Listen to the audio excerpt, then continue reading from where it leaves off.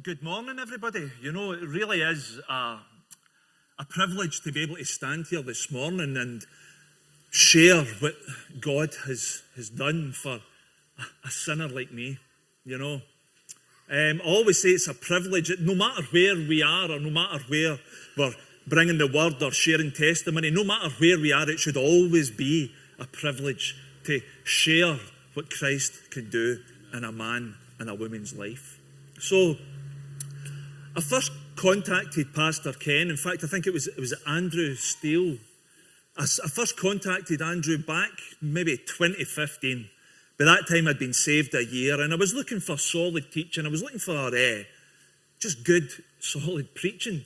And I was looking in all different apps and different websites, and I just came across Pastor Ken's ministry down in Donaghcloney at the time. And I just kind of tuned into that and grew in my faith. And I just want to say to you guys, you know, the online ministry has been an absolute blessing for myself.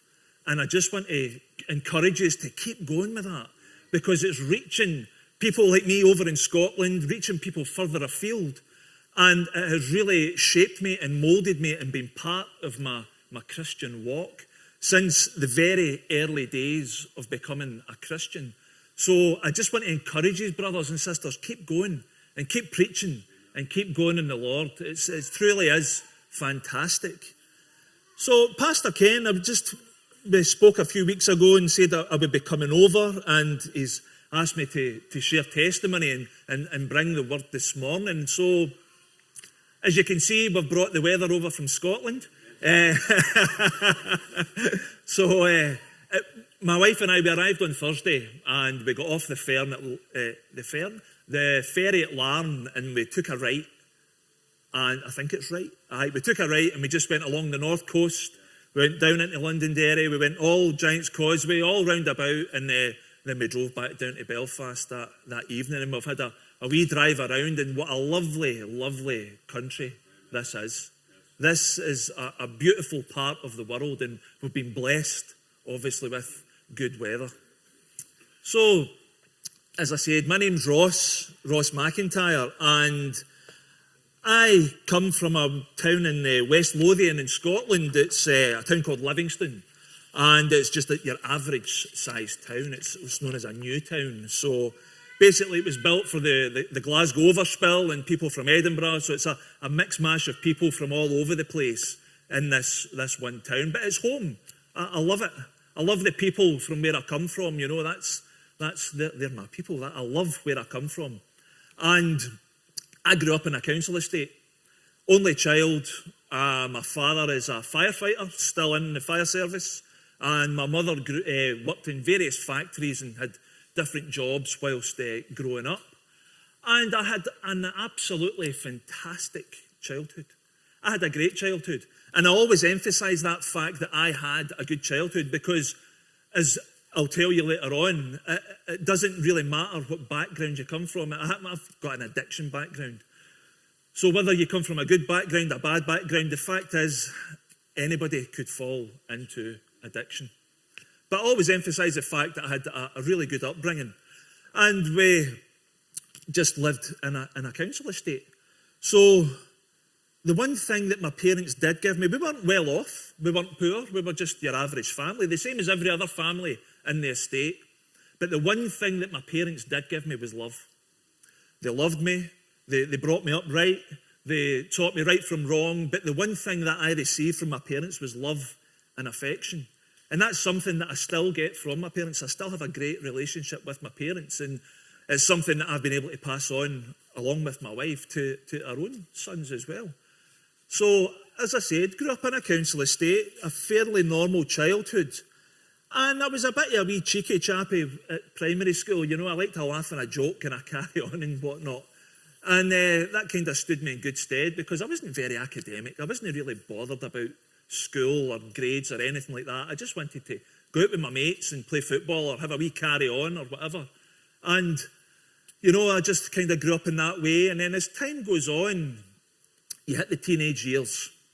So moved into high school at this point, maybe the ages of 14 and 15, a bit of peer pressure from friends and other boys in the local estate maybe to start drinking and experimenting with different substances. At that time, it was only mainly alcohol, and later on cannabis and other substances came in later on. So probably from the age of 15 years old, I was drinking every weekend. Every single weekend revolved around alcohol, going out with my mates and basically getting up to no good. Getting up to no good that boys on council estates get up to. Nothing too serious, but you get the idea. And as time went on, I was maybe in trouble a few times with the police and things like that, and the police were at the door. And my dad, I don't know if he's used this phrase here, round the bend. Right, aye, so he was round the bend with me. He was like that. And my mum would be looking at me, she'd be like, look at you big idiot, you. Because I was always in trouble in that. But, so my dad, over the course of these few years, he kind of put the idea of going into the forces. And that was something that I would later on achieve. But what I want to touch on, as soon as I started using alcohol and drugs at that early age, then the hangovers and the come downs and things like that would come in. And at that point, it was depression. Depression really started at a very early age. And even up until that point, I always felt, even though I was loved, even though I was surrounded by people that had my best interests at heart, I always felt that there was an emptiness inside of me. So I used humour, I used laughter, I used all these other things to make everybody else happy and have a laugh. But inside, I was so lonely. I was so lost, and I never knew it at the time. And the only thing that filled that void at that time, at that very early age, was alcohol. That was what I used. But that wore off, and the emptiness would be there. The depression would be there. And the sense of hopelessness really was still there. So as I say, my dad had given me the idea to join the forces. My dad's ex-Navy as well, so there was no way I was joining the Navy. So my dad had put the idea of, why don't you try and apply for the Royal Air Force? So 17 years old, hardly a qualification to my name. I left school, asked to leave school at 15, no qualifications as such. I was just working in a biscuit factory at the time, going out at the weekends, drinking, getting into trouble. I've then applied to the Royal Air Force, and to my surprise, I passed the test. I don't know how that happened. I passed the test, and I signed up for the Royal Air Force at the age of 17. I went in as a mechanical transport driver, so that meant I was going to get all my HGV licenses and stuff like that as well. So I put a bit of forethought into it. I thought, if I get these licenses, that might stand me in good stead as I progress and later on in life. So I went, done basic training, went to my first unit, and I found out very quickly at that time that there was a massive drinking culture in the forces at that time. And I fitted in perfectly. This racing head of mine, this feeling of emptiness, it was still there, even though I had achieved something, even though I had achieved joining the forces, even though I had this achievement as such, the emptiness was still there. But I found very quickly that this was an environment where I fitted in perfectly. So I served just under 3 years, was given the ultimatum because I wasn't the best behaved at that time in the forces. I got into a wee bit of bother here and there due to alcohol. And I was given the ultimatum to either, listen, you need to knuckle down, you can have a promising career in front of you, you could achieve something here, or you can go. So I went. I left. And there was two things I left the Royal Air Force with. One was my heavy goods licenses, and the other was an alcohol addiction. Because whilst I was in the forces, alcohol was a daily thing. It was a daily occurrence. So I then came home at the age of 21, and I found it very, very difficult to slip back into civilian life. Although I got employment pretty quickly. I worked for TNT, the parcel delivery company. Ended up working with them, and over time went back out driving with them and stuff like that. But I couldn't drink every day because I was back at my mum and dad's. I couldn't do that. And there was always this pull and this internal struggle because I wanted to drink every day, but I couldn't admit to my parents that I had this issue. So it was basically weekends again. And then within a very short space of time, I met a lassie. I was set up on a blind date, actually, with a lassie who's now my wife. We were set up on a blind date by my aunt, and we hit it off straight away. And I found at that time that my wife could party just as hard as I could at that time. So we were a perfect fit at that time. You know, and we had a great time because I could mask it. I could mask it behind this party lifestyle, that was the norm. It was normal to go out and do this. So over the next 6 months, Mandy, who's my wife, she fell pregnant. So that then changes things. Mandy was able to stop. No issue. She doesn't need to drink or take drugs or anything like that. She could stop it. I couldn't. I couldn't put it down. So our first son comes along, and I remember the day he was born, and I just held him, and I just had this love, this overwhelming love for this wee boy, whose name's Ross as well. And I wanted so desperately to be a good dad. I wanted to be a good partner to Mandy, but I couldn't. I couldn't do it. Alcohol held me back. Alcohol was controlling my thoughts. It was controlling everything about me. And things would come to a head after I could stay off it for maybe 2, 3, 4 months at some points, and then it would explode and I would disappear. To do nothing else but to drink, and at this point, take drugs.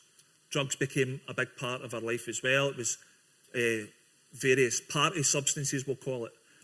And, you know, things were heading in a downward spiral. I still worked. I made sure I went to my work. I had a mortgage to pay. I had a family to keep. I tried to provide as best as I can, but I always fail. Always fail. So after a wee while, we separated. Oh, I left. I actually left. I couldn't handle it anymore. And I left, and we separated for about a year and a half. Nearly a year and a half we were separated. I went back to my parents' house. And we then found out very early on that Mandy was pregnant again, and I'm thinking, I can't even look after myself. I can't even provide and look after for Mandy and Ross. How am I going to provide and look after for another child? And over that space of a year and a half, I went crazy. We'd sold our house, we made a bit of money in the house, and I blew it. I blew most of it on alcohol and drugs. So this is round about 2006, early 2007, January 2007. I'll come back a wee bit. Leading up to Christmas 2006, we were kind of talking again. I'd been off the drink for a wee while. We were kind of talking again, and then we spent a Christmas together at my parents' house with Mandy, my 2 boys, Ross and Robbie, and obviously myself, and we had a fantastic Christmas, a great Christmas, a real good family Christmas. Christmas got out the road, I stayed sober New Year. So what does somebody who's in addiction do sometimes? They sometimes think, I'm going to reward myself. I managed to get through Christmas and New Year. Surely a wee drink would be all right. You know, no. Absolute nightmare. So January 2007, 7th of January, the 6th of January, I went out. I went out in my car and I drove down to the local nightclub. And I seen a couple of fellas coming out that I knew. One of them was a friend of a friend, and another one was just another lad that was there. So we jumped in the car and we went to this party. And the party kind of fizzled out, and by this point it's early Sunday morning, and we've jumped in the car. I'd been drinking, I'd been taking other stuff, and we got into the car and we drove down to, I've got a friend in the Scottish borders. We drove all the way down there and he wasn't in. I couldn't get an answer, so we decided to come back up the road in the car. And on the way home, it was a Sunday morning. It was a Scottish January morning, very foggy, very wet. I was obviously over the limit. And I drove straight through a junction. We got lost, and I hit a tree. And the young man who was in the passenger seat, he was killed. He was killed. And I don't remember it. I just remember waking up in the hospital. And I had a neck brace on, I had broken my neck, I'd had some other injuries and stuff like that. And it wasn't until maybe about 3 or 4 days after it that I found out that the young lad that was with me had passed away, and my heart sank. It sank because the first person I thought about was this young lad's mother. I didn't know his mother, but I thought about how my mum and dad would have felt if it was them. And then over the course of the next 3 months, I started to recover, physically recover, but my head was wasted because I had all these experiences before. I had all these feelings of emptiness, depression, alcoholism, drug abuse, all these things from before. And now I have this massive, massive burden of guilt. The guilt that I felt for being responsible for taking somebody's life, albeit an accident. I was responsible. I was driving the car. I shouldn't have got in the car, but I did. I did. So over the next year, things went to court, and I was sentenced to 6 years in prison. I was given 6 years in prison, and I was charged with death by dangerous driving. And it was a very, very difficult time. I mean, it might seem I can speak matter of fact about it now, but it's because it's been 16, 17 years since it happened, and the Lord is actually the one that's been able to allow me to speak on it and to be healed from it, you know.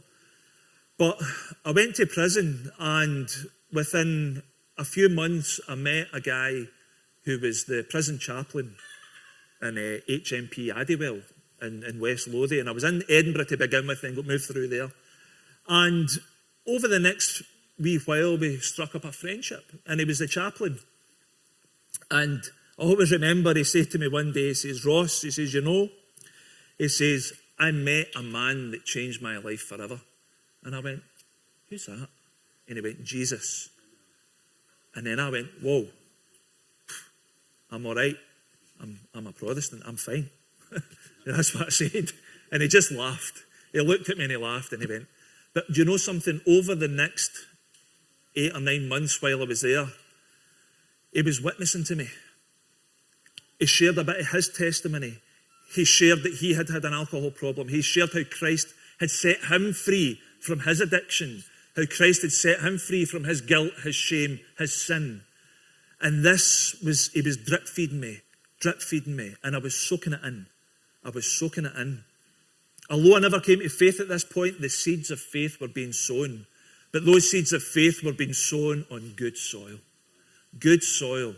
Not stony ground, not rocky ground where it would spring up and wither. No, it was getting sown on good soil. And I only know that now. I didn't know it at the time. So I was then released in 2011. And, you know, over the next 2 or 3 years, I stumbled on it, off it, on it, off it, on it, off it. And until one December, I came over to Northern Ireland to, let's just say, I went for a wee walk behind some friends at some point. And I came over to Northern Ireland for a weekend, and I came home very, very drunk. And I always remember Mandy saying to me, "I've had it. No more. We're done." And I always remember Mandy's words. She says, "I did not go through the past 5, 6 years for this." So I was out, back to my parents, and I was only back there for 3 days, then I was back in the house. I don't know how that happened, but it happened. So I then remembered about Pastor Bob in the prison. I remembered the seeds of faith that were sown. I remembered the words that he spoke to me, and something clicked. I just thought, do you know something? I need to water this seed, not drown it in alcohol. And that's what I was doing. I was drowning that seed that had been sown with alcohol, but I had to water it.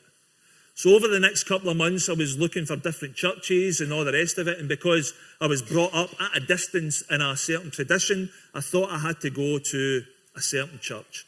So I was looking all over the place, and there was 2 churches in the street where we lived at the time.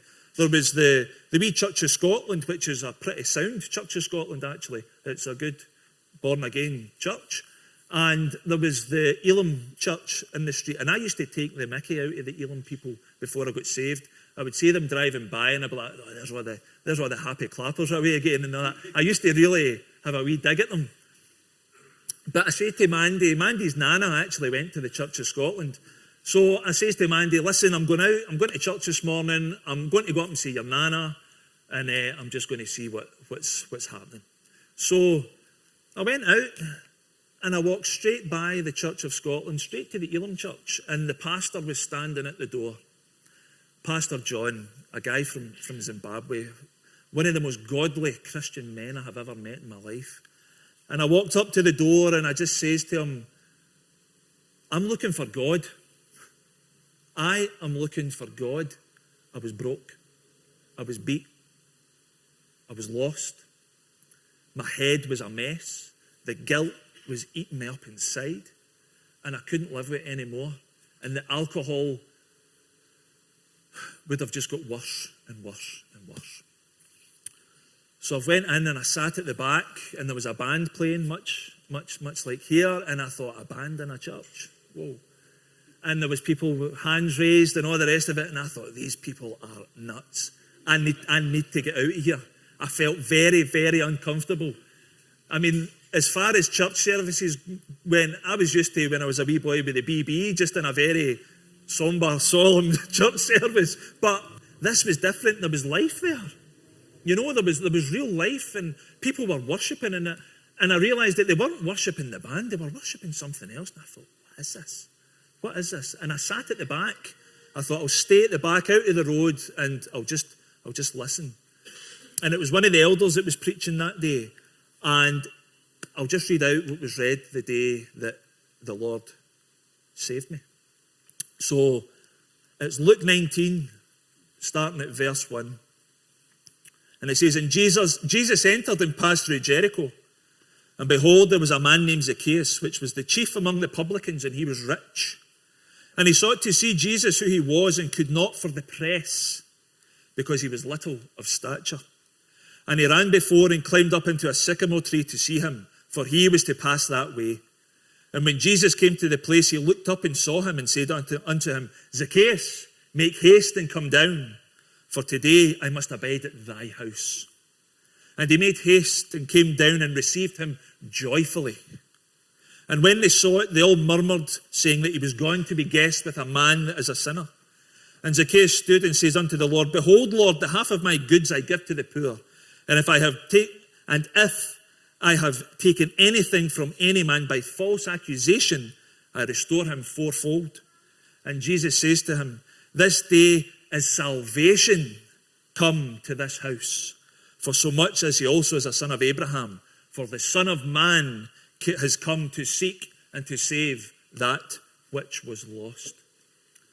I remember sitting at the back of the church and I knew I was lost. I knew that my life wasn't right. I just knew that I would not be going where I thought I would be going if I was to pass that day. I just knew it.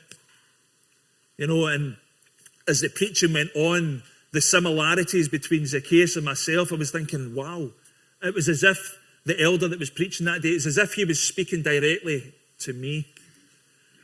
So the Lord was drawing me. Little did I know it, but he was drawing me to himself.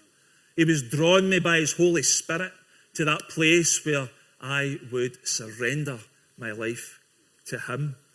And you know, as we know, as most of us may well know, this was the very last time that Jesus would have been passing through Jericho. He wouldn't be going there again. He wouldn't be back at that place in Jericho. He was on his way to Jerusalem at this point to celebrate the Passover. He was on his way, but there was a reason why he stopped at Jericho. There was a reason why he had to stop at that tree. And I think of three things. It talks about the press. The press is a crowd that surrounds us. And I was surrounded by things that were preventing me from seeing Christ. I was surrounded by a crowd of addiction, a crowd of religion. I was surrounded by a crowd of all sorts of other things that were preventing me from seeing Christ. You know, and when it tells us about Zacchaeus, it tells us that he was a publican, a chief publican, a chief tax collector, a man who is the lowest of the low in the eyes of the Jewish community at that time, as he was working for the Romans, he would have been despised. He would have been absolutely looked down upon as a human being. And I felt like that. I felt that I was being looked down upon because of the things that I had done. I felt that I was the lowest of the low. I felt that I wasn't worthy of being saved. I felt that I was not worth anything. But that day I was told, no, you are. You can be forgiven. You can be set free. You can be saved. And I was like, wow. I found out that day that Christ died for my sin. Christ died for me. Christ died for you. Christ died for each and every one who's in Christ. You know, and it blew my mind to know that I could be forgiven of this thing. And not only that, I had the guilt also of leaving my family for 3 years whilst I was in prison. Mandy and I had obviously got back together before I went to prison. So I was carrying that guilt as well. You know, and to be forgiven. Do you know what? I spoke to a guy yesterday, he was handing out gospel tracts. And all he said to me was, he says, it's good to be saved, son, isn't it? And I just says, amen. You know, it is great to be saved. I'm getting away ahead of myself here. You know, I'm just going as the Spirit leads us. So like I was saying, Zacchaeus, he was looked down upon, but something was drawing him. Something was drawing him to come out of that crowd, to come out of to come over whatever it was that is preventing him. So sometimes in our own lives, like I say, that crowd is what's holding us back. What's holding you back this morning? If there is something, what is holding you back? What is preventing you from seeing Christ? Is he calling you this morning? Is he saying, come, rise up above that crowd? He's calling you this morning. He's saying, come to me. Come to me. So Zacchaeus then feels a draw, feels a call, and he rises up. He goes up this tree because it's the only way that he's going to see him, because he couldn't see Christ because he was that small. So he climbs up into this tree to see who Jesus was. And here's the amazing part. Christ comes right beside him and says, come down. I've came here for you. I've came here for you today. Come down out of that tree because I want to abide at thy house. And I love it how he comes down and he receives him joyfully. I remember the day coming. I remember actually leaving the church. I'm a bit all over the place here this morning. I remember the day when I came home from church and I says to Mandy, I says, Mandy, I've just become a Christian.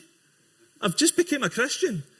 And it's funny because Mandy then says to me at the time, she says, what do you mean? She says, you're a Protestant. I says, I know, but I think I'm a real one now. I says, I think I'm a real one. And I always laugh when I think of that. But do you know what? I'm a Christian. I'm saved. I'm born again. I'm washed in the blood. I've been cleansed by the blood of Christ. He's redeemed me. He's set me free. He set me free from that addiction because I wasn't able to. Christ drew me up out of that crowd. He drew me up out of that crowd that was stopping me from seeing Christ. He called me down from that tree as he called Zacchaeus down from the tree. You know, I just love him. I love Christ. I love him. I love him because of what he's done for me. When I speak about Christ, I get excited. When I speak about Christ, I get enthusiastic because I just want everybody to know Christ. I just want people to know him. I want people to realize that, listen, see this emptiness that you're feeling inside? See this loneliness or whatever it is? Christ can fill that. Christ can fill that void that is missing in your life. I love him. I love him because he loves me. And why? I don't know. I'm not worthy. I am not worthy. But he chose me. Brothers, sisters, he's chosen you this morning. He's chosen you to spend eternity with him.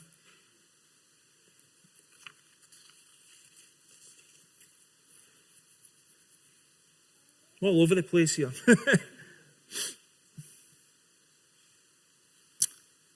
You know, I had a message prepared, but it's totally gone out of my mind now because all I can think about is Christ. All I can think about is what he's done for me. I love it how it says, and he made haste and came down and received him joyfully. I remember the joy, that day of salvation, that joy, I'll tell you what, see the peace. See the peace and the security in the heart since coming to Christ. Unbelievable.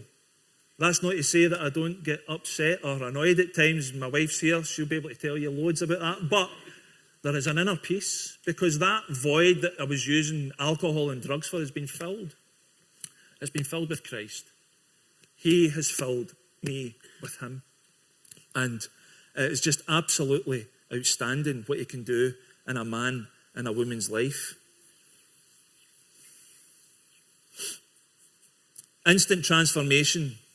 Zacchaeus instantly gave back what he had took. But not only the same amount, fourfold. He gave back 4 times as much as he had defrauded from anybody. There is evidence of an instant transformation. And I think as Christians we need to give back.